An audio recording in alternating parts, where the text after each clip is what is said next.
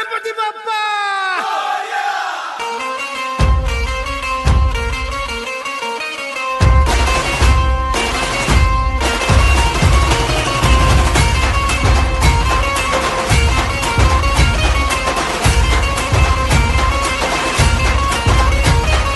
पायल नमन करुणी वंदन इडा मांडून इडा देवाला इडा गावाला इडा पाटलाला इडा मंडळीला